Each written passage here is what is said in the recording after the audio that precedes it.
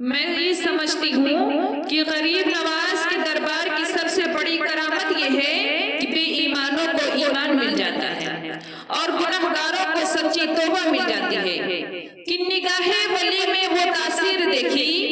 نگاہ ولی میں وہ تاثیر دیکھی، بدلتی ہزاروں کی تقدیر دیکھی کہ ایک بار ایسا ہوا کہ جمعرات کا دن ہے، دوپہر کا وقت ہے اور غریب نواز ہر جمعرات کے دن روزے سے رہا کرتی ہیں کہ آپ کے پاس ایک فقیر آیا، لاہور سے چل کر آیا، بڑی دور کا سفر کر کے آیا تھا۔ وہ درویش آیا غریب نواز کے پاس، آپ سے ملاقات کیا اور آپ سے ملاقات کرنے کے بعد آپ کو مٹھائی پیش کیا، سوغات لے کر آیا، تحفے کے طور پر مٹھائی کا سوغات لے کر آیا اور پیش کیا اور کہا حضور یہ میری طرف سے قبول فرمائے، حضور یہ میری طرف سے تحفہ قبول فرمائے، بڑی دور سے لایا ہوں۔ غریب نواز نے ہدیہ قبول فرما لیا، چونکہ ہدیہ لینا سنت ہے، ہدیہ قبول کرنے کے بعد آپ نے اس کو رکھ لیا، لیکن وہ درویش اس بات پر بضد پڑ گیا کہ آپ میرے سامنے تھوڑا سا کھا لیجئے۔ غریب نواز نے فرمایا کہ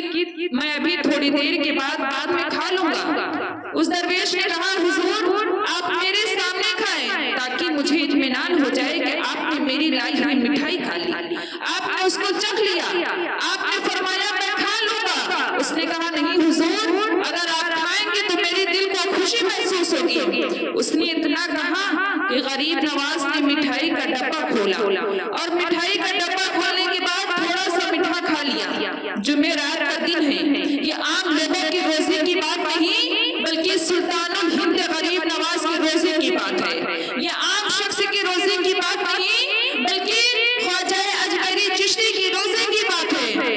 اب آپ روزہ ہیں یا نہیں، اب کس کو پتا چلے کہ آپ روزے سے تھے یا نہیں تھے؟ آج جمعرات کا دن ہے، آپ ہمیشہ جمعرات کو 12 جمعرات کے دن روزے سے رہا کرتے تھے، آپ نے لیکن مٹھائی کھا لی، جتنا آپ کو کھانا تھا آپ نے مٹھائی کھا لی۔ جیسے آپ نے مٹھائی کھائی اس درویش کا دل خوش ہو گیا،